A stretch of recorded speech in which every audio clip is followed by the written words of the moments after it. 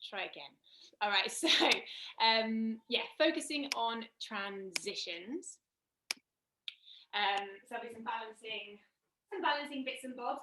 So of course the poses are still important, but they are not the most important thing. So generally speaking, if you only focus on the actual poses, you're going to be missing out big chunks of your practice. Whereas if we can be kind of attentive and mindful to those transitions to the space in between, hopefully you're going to get a much more complete practice. And it's just a really useful skill to tune into what your body is doing, how you're getting from A to B, what's working. Maybe by paying attention to your transitions, you might be able to identify, oh, actually, I need to think a little bit more about using my glutes, or I need to think about keeping my chest lifted or my spine extended. You might learn or pick up some little habits about yourself as you move through. Excuse me. Okay, so we'll start again with a few minutes of alternate nostril breathing. So just in case you need another reminder, second and third finger on the center of the forehead, thumb is blocking the right nostril, and then you can use your ring finger to block the left. You're going to block your right nostril, breathe out through the left, breathe in through the left, switch at the top, breathe out through the right. Breathe in through the right, switch at the top, breathe out through the left, and keep going in that way, switching each side. If you've got a runny nose, maybe grab a tissue and feel free just to observe your breath without that manipulation of the nose, because it might not be very helpful. But yeah, so we'll go straight into it. We won't spend too long on it. So getting comfortable, making sure that you are in a steady, stable seat, that you're not working too hard to keep the body upright. That comfort is key. Eyes closed, and just taking a bit of time to tune into your breathing, to use that focus on the breath to bring you to the start of your practice, to focus your attention. Whenever you're ready, moving into your alternate nostril breathing. So again, you're going to start by taking an out breath through the left nostril.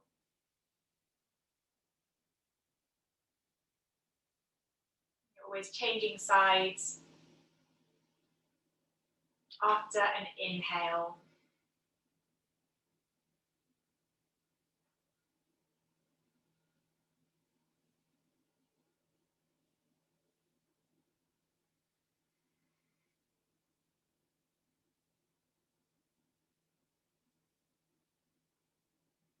making sure that your breath isn't forced.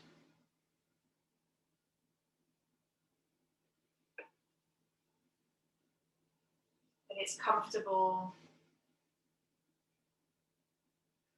and fluid.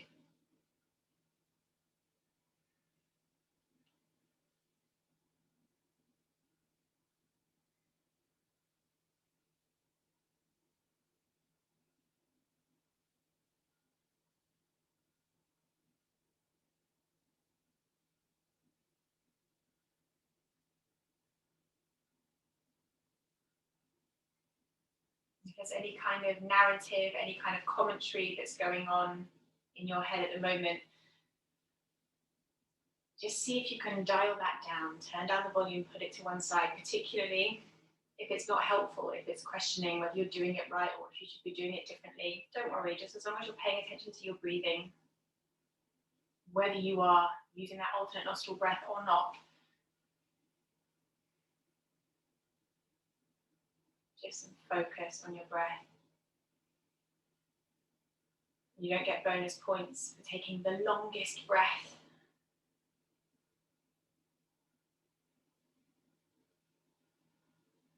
Whatever you're doing is great.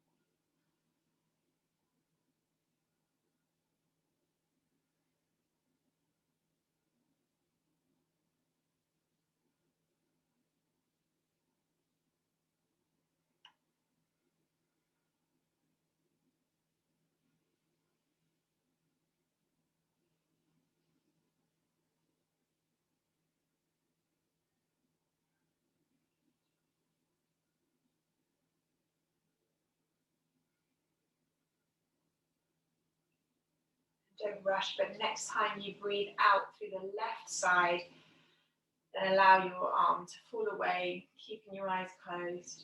Just breathing both sides of the nose, both nostrils open.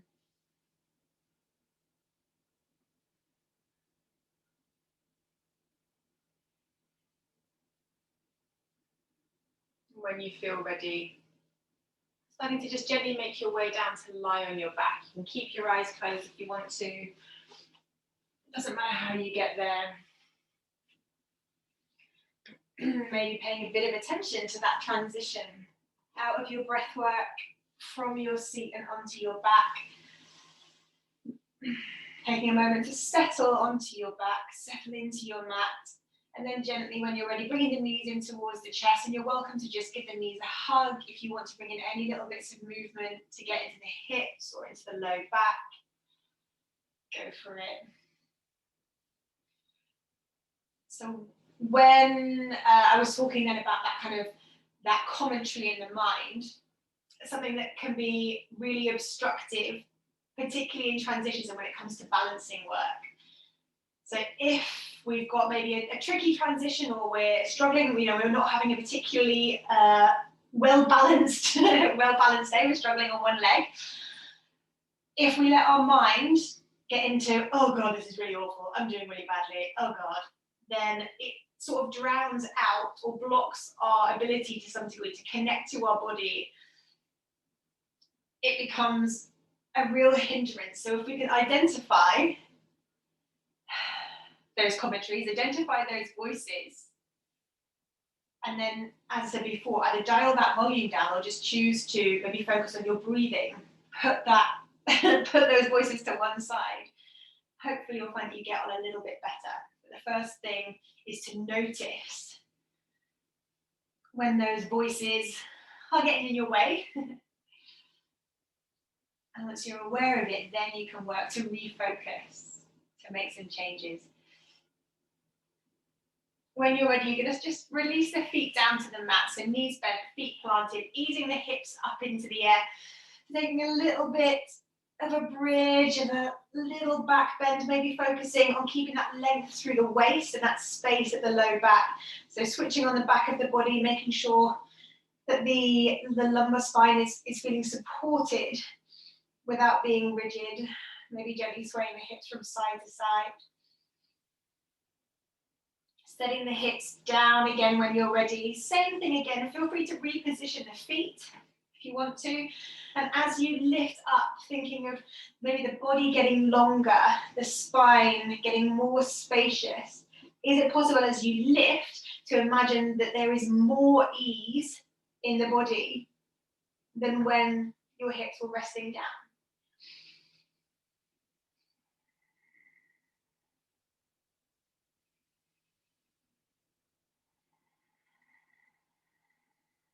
Again, when you're ready, bringing the hips back down once more.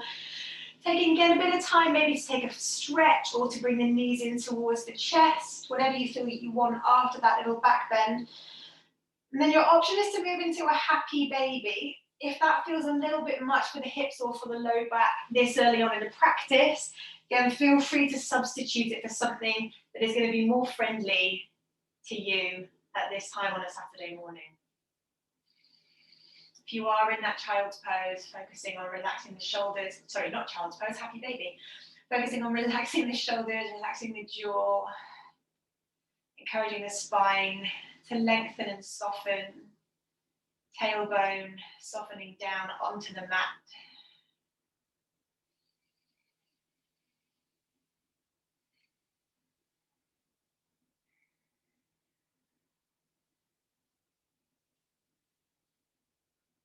When you feel ready, releasing and making your way, again, any way that feels good for you, to come up to a seat. And in fact, you're going to come to all fours. So whether you want to take some rocks up and down the spine, want to roll to one side, again, the most important thing is tuning into your body, your energy levels this morning,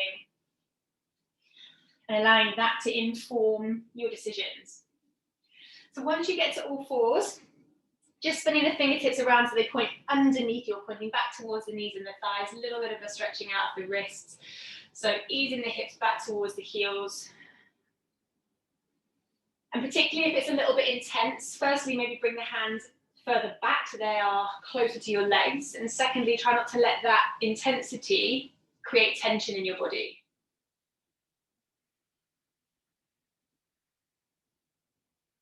Flipping the hands, so backs of the hands come down to the mat, thumb pointing in towards each other, pushing the floor away. And again, easing the hips back towards the heels.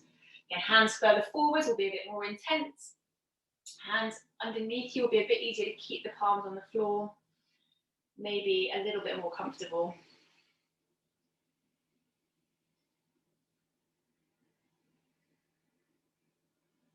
Great. And again, releasing the hands, just sitting back onto the heels, taking a few shoulder rolls in each direction. 3 or 4 each way.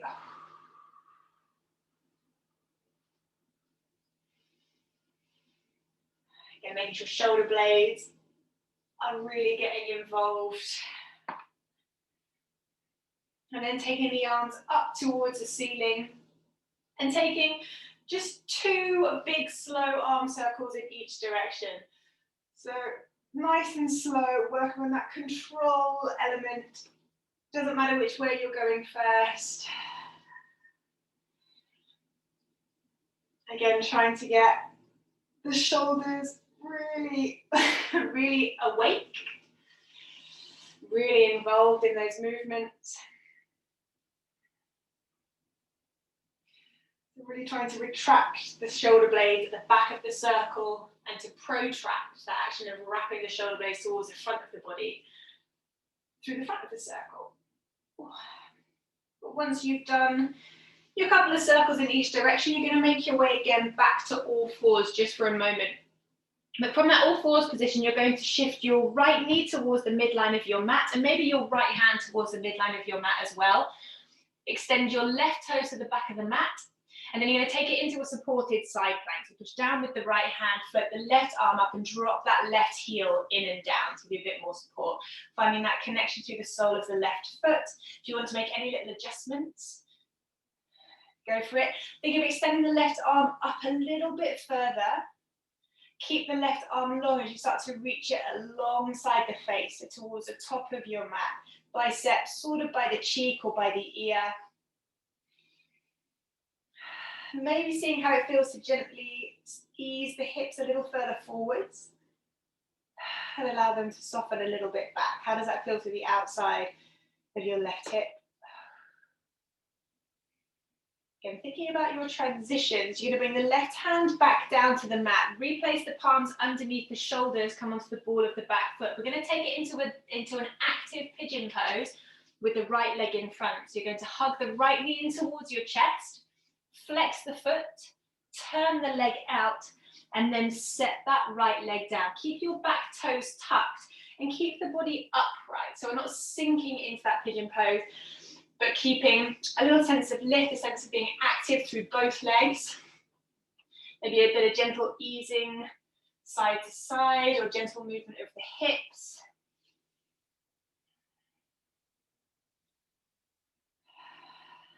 Great, and then again, planting the hands underneath the shoulders, squeezing the right knee in towards your chest, nice and strong. Strong in the arms, strong in the abdomen, and then setting right knee down, bringing left knee down to the midline of your mat, left hand to the midline of your mat, second side. So as you extend the right toes back, on this, just flip around, extend the right toes back, and then pushing down through left arm, floating right arm high, dropping that right heel in and down. So you've got that sort of warrior 2 type right leg or top leg. Maybe taking a moment to tune into the sole of that right foot, to feel the mat beneath your toes. Maybe to tune into that little pocket of space beneath the arch of the foot if it's present for you. Reach a little bit higher through the right arm. And then start to reach the right arm alongside the face towards the top of your mat. Great, and then again, gently easing the hips a little further forwards and allow them to drop a little further back. Breathing, making sure you're not sinking into the left shoulder.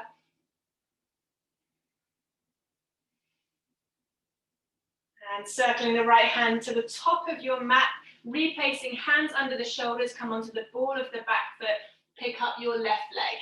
So hugging it in nice and tight, flex the foot, turn the knee out, sitting down into your pigeon pose, keeping the back toes tucked under, keeping the chest lifted to some degree. Again, maybe just gently shifting side to side. We're not going to get into a deep passive stretch here. We want both legs active, that sense of kind of lift as well through the spine, so we're not dumping into the low back.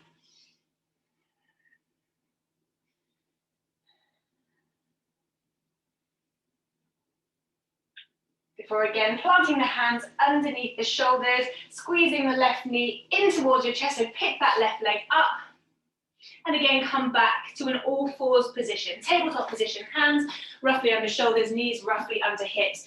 You're going to stabilize the low back.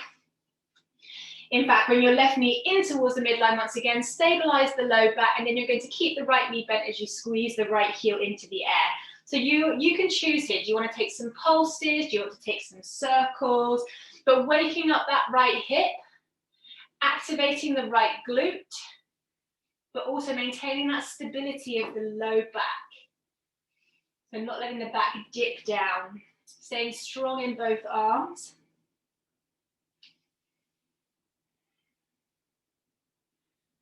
Great, when you're ready, take a breath in. As you breathe out, draw your right knee to your nose, round the spine towards the ceiling.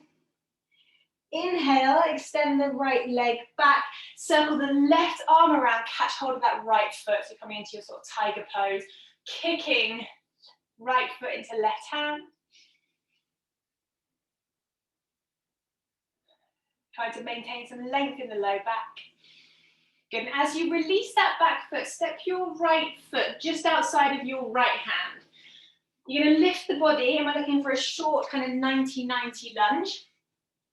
We're going to send the tailbone down towards the floor, and hope that's going to wake up a bit of a stretch through the front of the left quad. So you want that lengthening of the low back, using the abdominals to draw the front of the pelvis up towards the chin.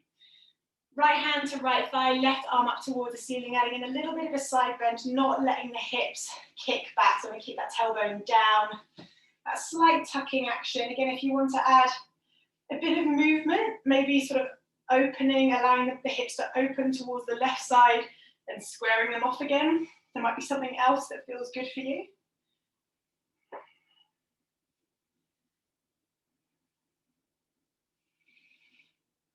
Good. Bringing the body back to neutral. Allow the pelvis to kind of neutralize as well. Take a little step forwards with the right foot, just a little one. And then either hands back to the right thigh or fingertips down to the mat. Make sure spine is lengthened as you squeeze the left heel in towards the bum. No hands, but waking up that left hamstring. Keep trying to actively squeeze the heel in a little bit tighter. Maybe try and send the chest a little further forwards. For 3, 2, and 1. Nice. Release the back knee. Hopefully it's not too clunky. Lift the body. Steady your gaze. And nice and slow, you're going to step the right knee back alongside the left. Beautiful. When you get there, hands come back down. Right knee towards the midline of the mat, stabilizing the low back, squeezing left heel into the air. So we're back to the start of that little sequence, waking up the glute and the hip, bringing a little bit of attention in to the hips, the pelvis, and again, the low back. And make sure you're not sinking around the shoulders. You can move that left leg any way that you like. Make sure you're still breathing. Try not to let the head hang down towards the mat as well. Back of the neck is long still. But then you're going to take a breath in. As you breathe out, squeeze left knee in towards your nose, round the spine towards the ceiling. Inhale, squeeze the left heel up, circle the right arm back, and see if you can catch it. Once you find that bind, kicking left foot into right hand. Staying strong through the left arm. Still breathing. And as you release that foot, stepping the left foot forwards just outside the left hand, lifting the body, and again, resetting as much as you need to find that short lunge.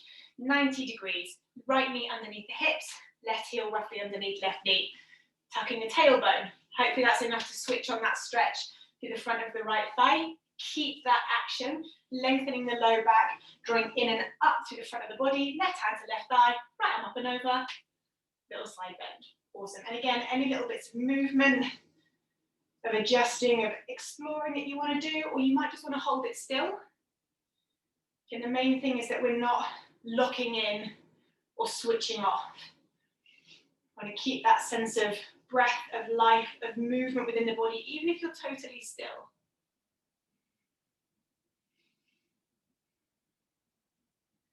Okay, bring the body back upright, little step forwards with the left foot, so you're just opening up that lunge. And then again, either hands to thigh or fingertips to floor, squeezing the right heel in towards your bum, waking up the hamstring. Try not to sink or collapse into the middle of the body, but extend the spine forwards. Maybe the shoulders are slightly back. Could you squeeze your right heel in any more? Sorry if that's giving you cramp. For 3, 2, and 1. 8. Reset the right foot, lift the body, find your gaze, and then slow, steady-ish, lift the left foot, and step the left knee back alongside the right. Beautiful. Hands are going to find the front of the mat when you get there, peeling your way up into a downward facing dog. As always, taking a bit of time in that down dog, check in with your body to move accordingly. How did you get from all fours into your down dog? And you might be really, really aware. If you're like, oh, I'm not sure, maybe try it again. So that down dog, not as the most important thing. Transition just as important. With that same attention to your transitions in mind, you're going to come from your down dog all the way forwards onto your belly. Doesn't matter how. Try not to let your mind psych you out. As long as you get from A to B and you pay a bit of attention, you can't do it wrong. Once you're on your belly, pointing the toes, a little bit of time to wake up, to warm up the spine and the extensors of the back. So maybe you're choosing to keep the hands on the floor, just lifting the chest. Maybe you want to work on lifting the thighs away from the mat as well. Bit of a locust pose. Again, we're looking to wake up the back of the body. So not so much dumping into the low back and working on that passive flexibility, but working on the strength and control in the body to draw the chest away from the floor, to keep the SI joint, the back of the pelvis, supported, stable.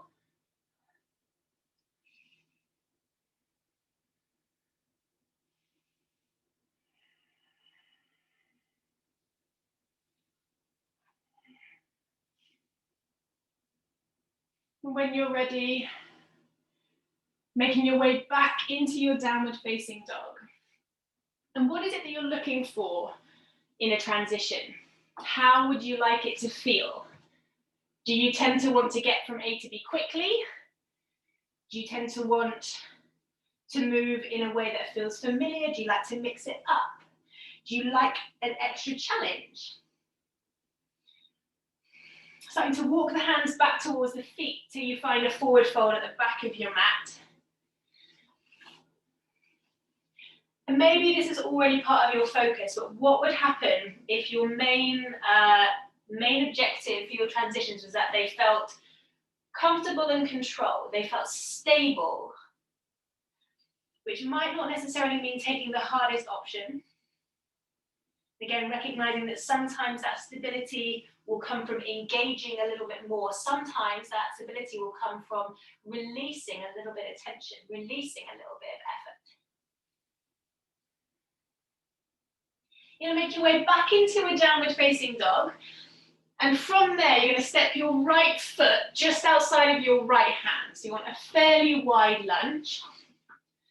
From there, step your back left foot in a little bit closer. So the back knee is roughly underneath your hips and your pelvis. We're to keep your back knee lifted away from the mat, pushing into both feet Support the low back, so draw the belly in. Now keep the back knee low, keep the body low, but pick up the hands. Strong in the legs, good. Make sure you're really supporting your low back. Keep the back knee low, extend the spine up towards the ceiling. You should feel that in your back thigh for 3, 2, excellent, 1. Come all the way up to standing. Interlace the hands at the back of the neck, elbows wide, little high release. Think about your foundations. Are your feet and legs strong? Do you feel supported from the ground up? From here, releasing into a warrior 2. Bear in mind, you might need to adjust the placement of your feet. So dropping the back heel in and down. Warrior 2, right toes pointing forwards, right knee bent. Awesome. From there into a high lunge. And from that high lunge, coming to balance at the top of your mat, bringing the left knee into your chest. Arms and actually left leg could be doing whatever you want now, but you're going to take 3 little kind of single leg squats or single leg pulses. Making sure that as you bend your right knee, the hips are moving back, so you've got that folding action at the hips. Really. 3 times. Doesn't have to be particularly pretty.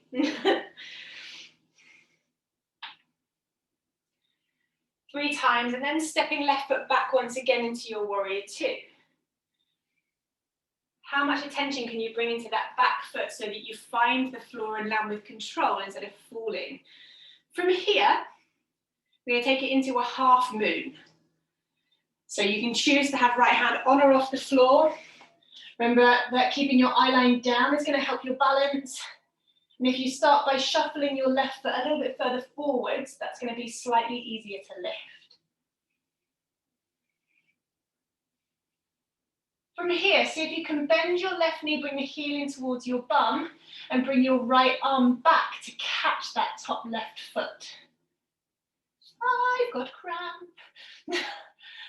Now with that bind or without that bind, so don't worry if you haven't got it, can you bring yourself up to standing, bringing the left knee in towards your chest? Bear in mind a bend in your standing leg might be really useful. Think about using your eye line to help you balance. Left knee in towards the chest. Awesome, well done guys. Once you get there, catch hold of your left foot. Again, I'm going to keep both knees bent a little bit here and then start to extend your left leg forward. You can have bent legs, straight legs, one of each, doesn't matter. I would like you to try, and fold over that left leg slightly though. You're going to use that reach forwards to help counterbalance you as you lower your bottom all the way down to the mat. When you get down there, well done, right knee is bent, left leg is stretched. Draw the chest forwards just a touch. Release your grip of your left foot, but keep your left leg raised. 3, breathe, 2, and 1. Nice, lower the left foot down.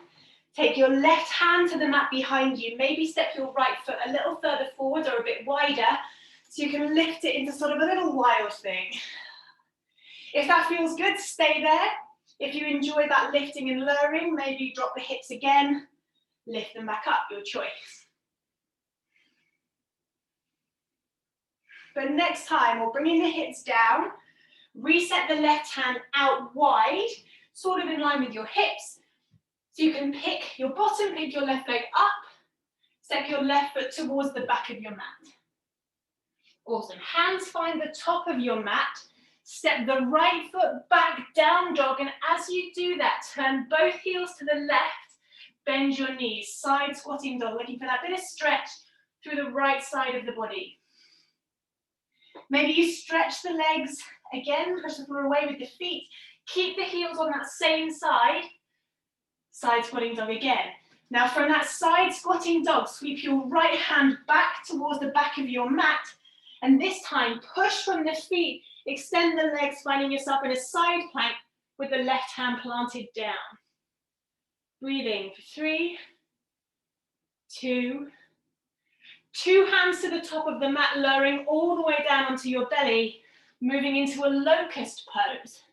Arms Wherever you want, whether that's back alongside the body, interlaced, reaching forwards, your choice. Keep breathing.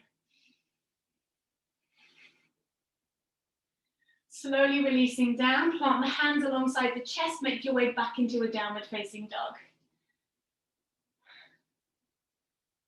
Awesome, a little bit of time in your down dog. If you want to throw in an extra vinyasa, bring some extra movement in here, go for it. But when you're ready, there's no rush, but when you're ready, it'll be the left foot that steps wide outside of the left hand. Step the back foot in to bring it further forwards. Maybe the back knee drops down to the mat for a moment beneath the hips, but then we're going to pick the back knee up again, hover it just off the mat. You're going to need power in that back leg.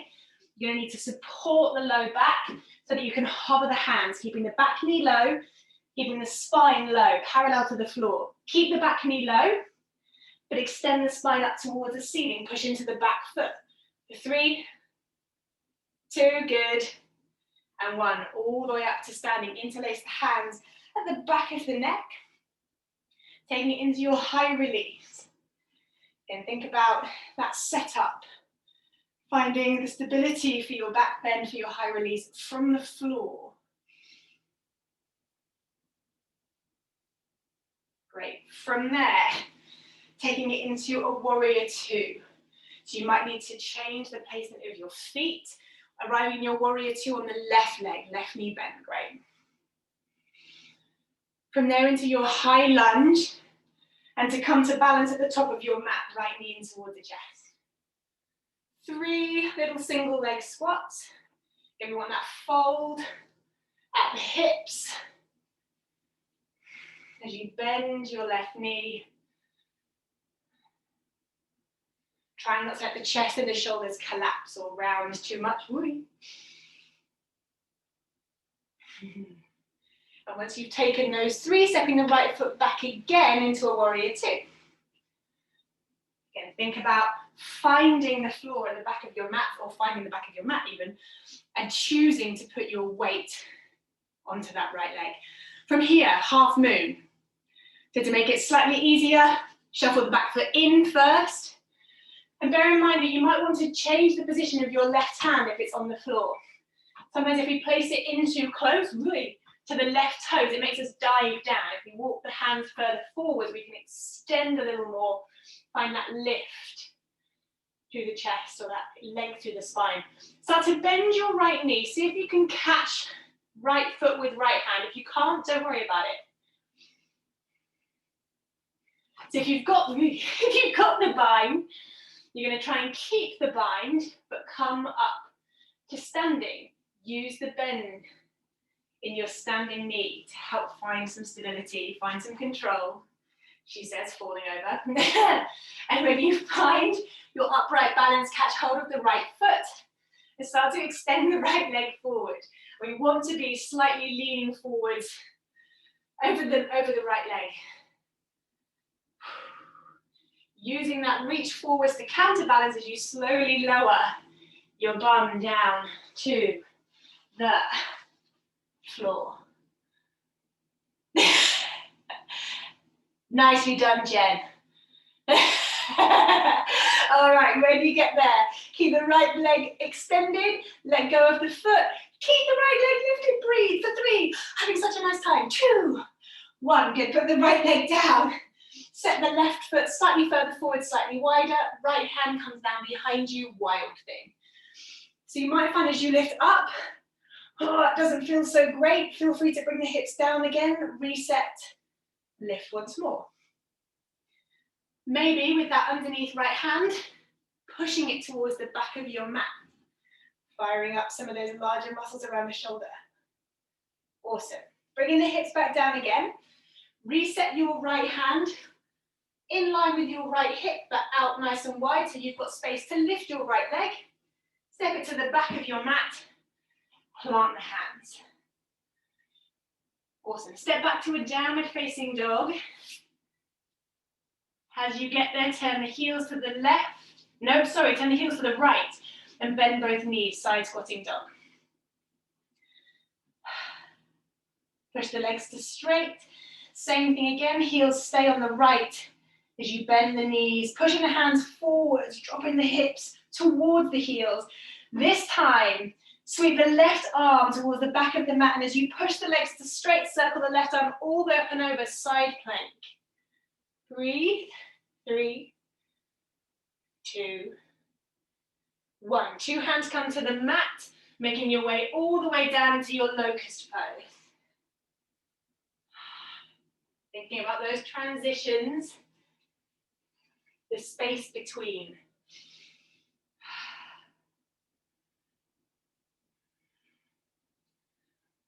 And from there, back into your downward facing dog.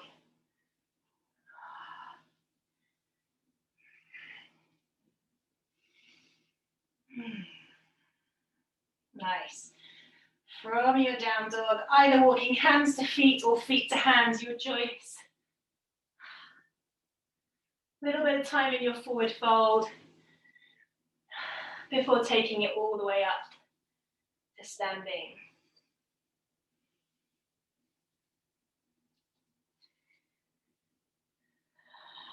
Excellent. Once you're up to standing, grab your strap. And let's get the shoulders going. So a few little dislocates. Full range of motion with the shoulders, trying to actively draw the shoulders up towards the ear, through the top of the circle, ears plural rather. Trying to keep, if possible, the low back stable so that we're not sitting into the low back, sticking the bum out. So generally speaking, if we take the arms up overhead, or we're working that range of motion up and behind us, if we allow the bum to stick out and the chest to stick forwards, it makes us feel like we're getting more motion, more action. But we are, oh my God, I've completely forgotten the word that I'm looking for. It's not a true reflection of your shoulder mobility, basically. If we keep all of this stable, then, of course, you're going to feel it more in the shoulders. You're working that truer range of motion. You're going to potentially be able to increase it more. I feel like I'm saying lots of words and not making any sense, so I apologize for that.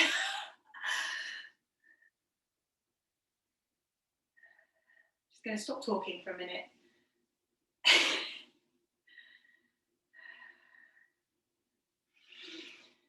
When you are done, when your shoulders feel well and truly dislocated, let's pop the straps down, and we're going to play with, always worrying when a yoga teacher or someone uses that phrase. We're going to come back and play with those half moon transitions. I think, actually, we're going to try something a little bit different. I'm going to try this. So we're going to go, just for now, send your left leg out in front of you. Leg is going to be fairly straight, and it might be only a few inches off the floor, that's fine. And I just want you to carry a straight left leg from the front all the way around to the back, keeping your hips reasonably square. And from the back, all the way around to the front. And do that a few times and see if you can tune into the rotation that is happening at the hip. The pelvis is staying fairly stable, fairly square. And in order for the leg to move in that semicircle action, the femur has to rotate. You don't need to think about it too much. It will sort of happen on its own. I find it easiest to feel in that quarter, the back quarter of the circle. That's where I feel it the most. Same thing on the other leg.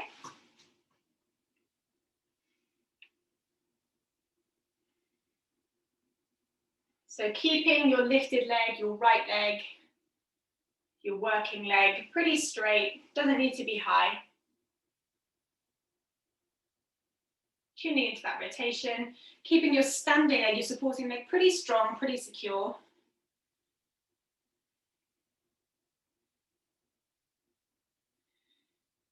And then shaking it out. So for our half moon, we're going to carry the leg out to the side, and then we need to move the whole pelvis. So we need to work on stabilizing to some degree that left leg. So if we're starting again, standing on the right leg, left leg is lifting. Once that left leg is carried out towards the side, we then need to sort of stabilize that left hip joint so we can move the pelvis and the left leg as one piece. So you're just going to move it to something resembling a half moon, and then stop and do it again, just a couple of times. Lifting left leg, keeping it straight, carrying it out to the side, choosing to secure, to stabilize. You might be really conscious of a sense of almost falling forwards. The spine is really strong and supportive, but it's moving a lot as well. Same thing on the other side.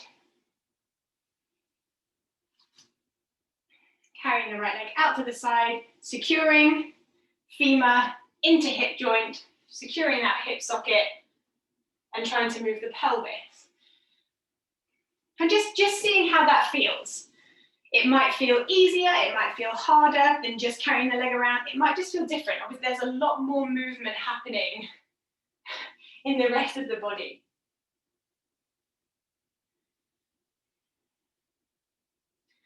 So, let's come to stand on your right leg. You're going to make your way from a balance into a half moon. You can, of course, take what we've just done. You might choose to take the knee bent. You could choose to try and carry that left leg with the arm. You might want to take the leg as high as you can, whatever you want. I want you to, again, explore these transitions from a standing balance, standing on the right leg, into a half moon. I know that's very vague.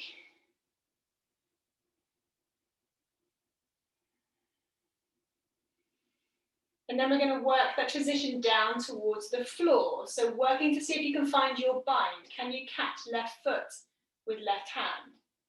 Can you come back up to standing, bringing the left knee with you? Catching hold of left foot and lowering bum down to the floor. Let that catch of two hands to left foot, let it pull you forwards to help counterbalance the weight of the hips. Once you get down there, I don't have anything fancy for you to get back up. If you want to, you can rock back and try and get to standing on one foot. You can also just as easily stand up any which way you like. Before going, yes Emma, before going on the second side. So I know it's really vague, but there are lots of different ways. You know where you're starting, you know where you need to get to,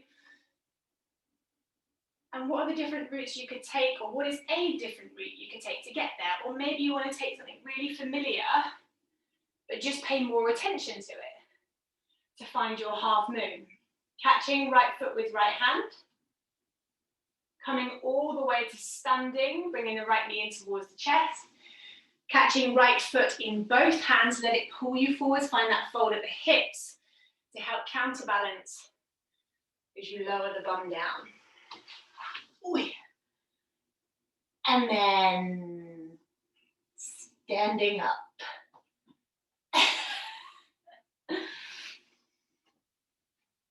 Once more on each leg.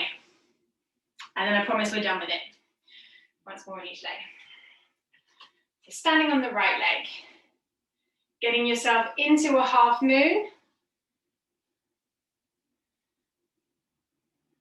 Bind, stand, fold over left leg, lower.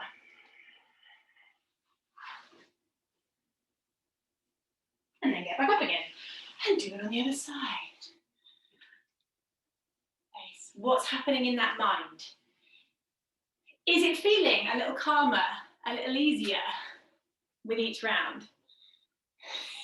Is your mind getting more and more vocal?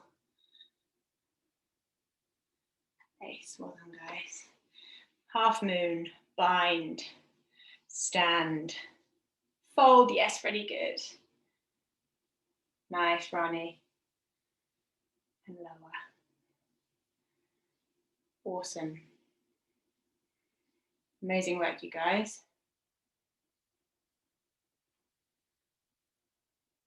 Good. Take as much time as you need.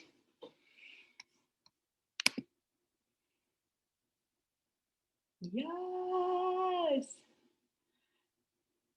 Beautiful. Yeah. Well done. Up to standing. Let's very quickly. Lucy, I just saw you like pop back up again. Let's very quickly just get a bit of weight into the hands and the shoulders. Couple of options for you. In fact, not options at all. Two different things. Feet about hip distance apart. Taking a forward fold. Bending the knees enough so that you can get your hands flat on the floor. With your hands flat on the floor, push the floor away, straighten the arms. See if you can draw your low ribs into the body and find that slight cat shape in the spine. Can you keep pressing the hands down into the floor? Maybe this is enough. Or keeping arms straight, hands pushing down, slight cat shape in the back of the body so tummy is pulling in. Could you pick up your right toes and tuck them to the back of your right wrist? Oh God, the answer in my case is no. Can you pick up your left toes and squeeze into your left wrist?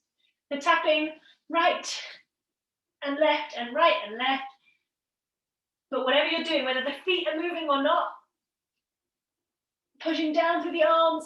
Oh God, drawing the belly in. Keep going, 5, 4, 3, 2, 1. Oh Lord. Coming up to standing. And then secondly, just because I know we were doing some handstand stuff the last couple of weeks, I want to keep a little bit of that just kind of trickling through. So you are either going to take from a wide squat, Malasana squat, down into your squat. From there, hands to the floor, push away, lift high onto the balls of the feet or high onto the tips of the toes. So your feet might stay on the ground. Really important to push the arms to straight, draw the belly in, lift the hips high. We're trying to get a sense of being light or weightless in the feet. If you want to take it further, from that little squat, you're going to take a little hop. Think of creating a diamond shape with the feet at the top. So if you want to do a little clap, that's it, Emma, with the soles of the feet. Awesome. Trying to keep the arms straight. Oh, trying to work on a quiet landing if the feet are lifting.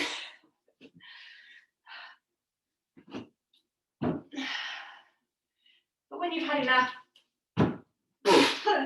coming down to kneel. Oh my God.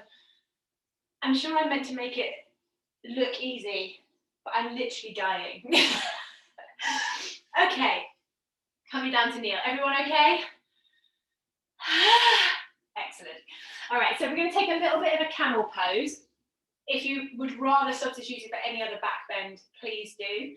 But if you're going to come into camel pose, starting with the toes tucked. Again, if you are comfortable, if you want to just get on with it for yourself, please go ahead and do that. If you want a little bit more guidance, guess what? I'm going to talk. Toes tucked, hips lightly squeezing forwards, lifting up out of the waist, rolling the shoulders back,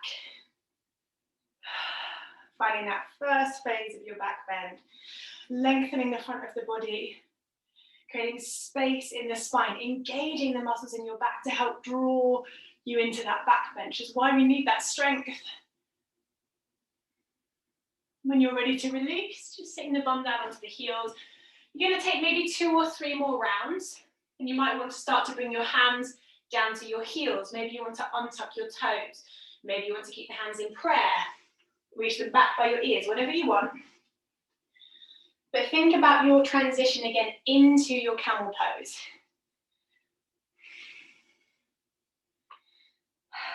Spacious, but strong. So spacious through the front of the hips, spacious in the spine, strong, supported by the glutes. supported by your core.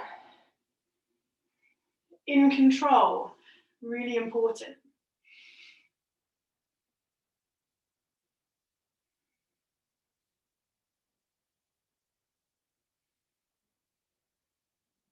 And releasing, taking a breather whenever you want it.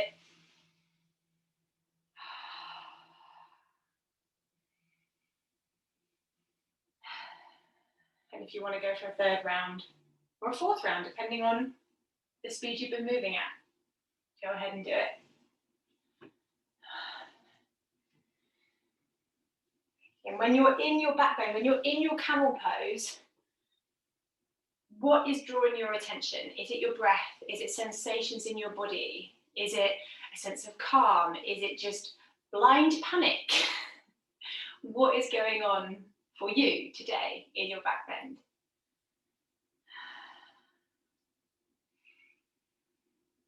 Great, but once you've had enough, just taking a little breather. If you want to take it into a child's pose, take a bit of a forward fold to lengthen out the low back. Go for it.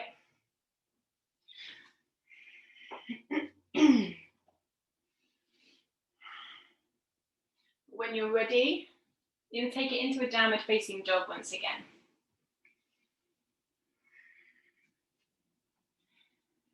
From your down dog, lifting your right leg high. Give yourself a few breaths in your three-legged dog. Maybe bending the right knee, rolling the hip open. If you're rolling the hip open, can your down dog or can this pose become more active instead of it becoming a place to sink?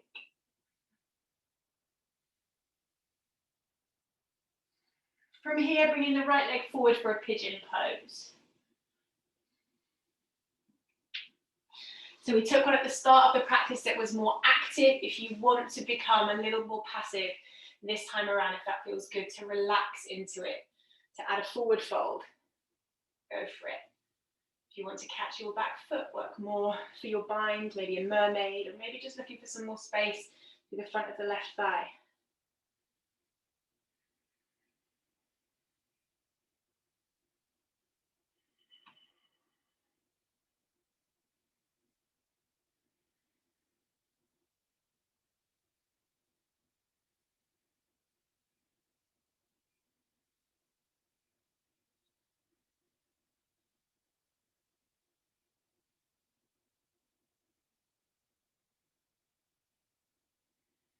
When you're ready, making your way out, maybe back into a down dog, maybe into a child's pose, maybe through a vinyasa.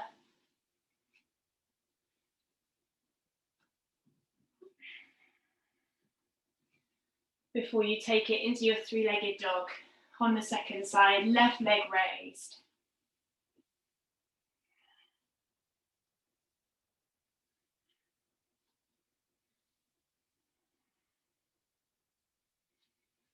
And again, maybe bending your left knee, rolling the hip open. Can it be somehow more active? Before you take your left foot forwards into your pigeon pose.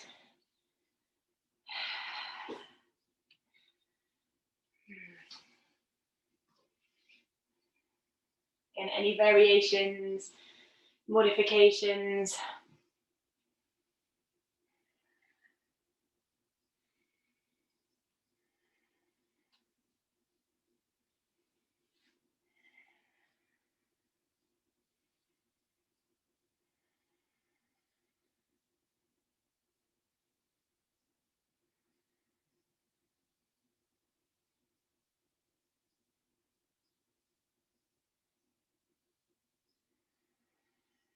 Before making your way out, you are going to come to lie on your back. So whether you want to get there straight away, or again, if you want to take down dog, vinyasa, any of those bits, it's entirely up to you. Once you're on your back, I'm going to take a twist. So of course, feel free to take any twist that you like. If you would rather take something else to get you ready for Shavasana, do that. If you just want to get straight into Shavasana, it's there for you. So thinking about your setup for your twist, moving into it. And some of these poses where we are more still, where we stay there for a little bit longer. How do they feel? Are these moments that you really enjoy? Is it different every time?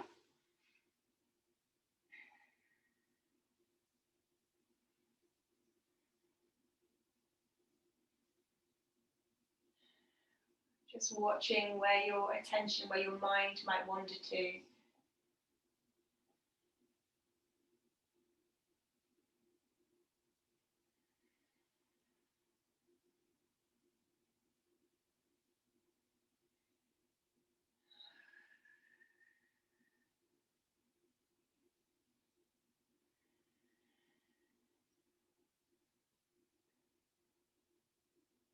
Switching sides if you're in your twist. Again, if you're doing something else, if it's asymmetrical, switching sides. If it's not, you're welcome to take something else again, or to shift into Shavasana.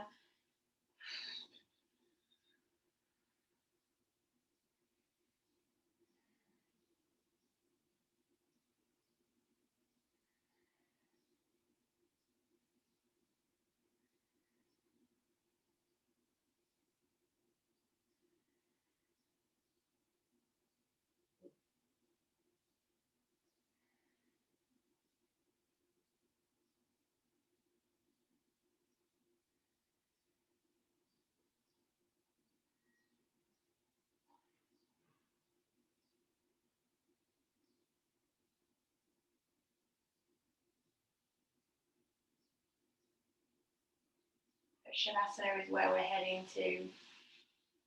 Starting to make your way there, doing whatever you need to make sure that you are comfortable enough. Finding a position that is going to work well for you today. As you encourage your body to rest and to soften. Again, just keeping half an eye out on where your mind, where your attention might wander to. The different ways that it will try and get back into the driver's seat, or that it will draw you away from your experience of this moment. Your breath is there to help anchor you, to bring you back to the here and now.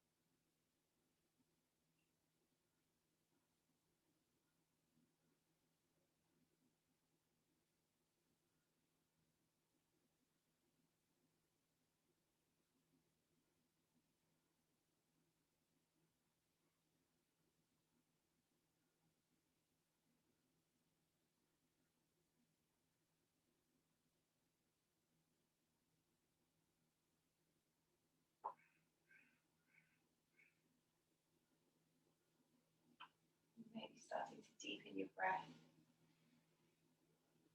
To bring a little bit of movement back into your body. Taking your time to feel, to tune to that transition out of your Shavasana, out of that stillness, and eventually, gradually back up to a comfortable seat.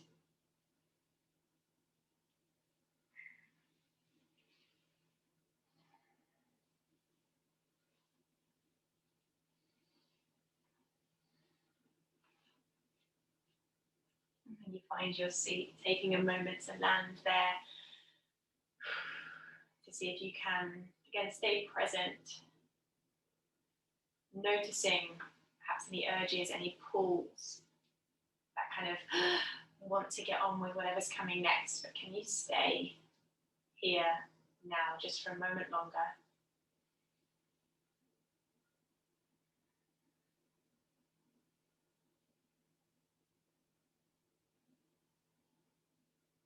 Can you sit with whatever you might be feeling, whatever you might be experiencing?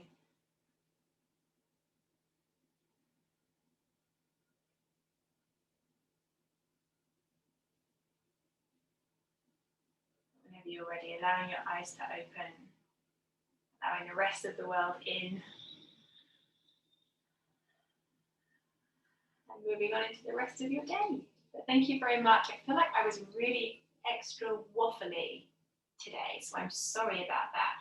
But have a lovely weekend, a lovely week, and hope I'll see you next Saturday. I'm also thinking, because from quite soon we're allowed to do outdoor stuff, right? So I need to look into it, but I'm thinking to maybe put on a couple of sessions probably in Brockwell Park in Brixton, but I'll send it out in one of the emails. But yeah, thanks very much, guys. Thanks so much. Thank you.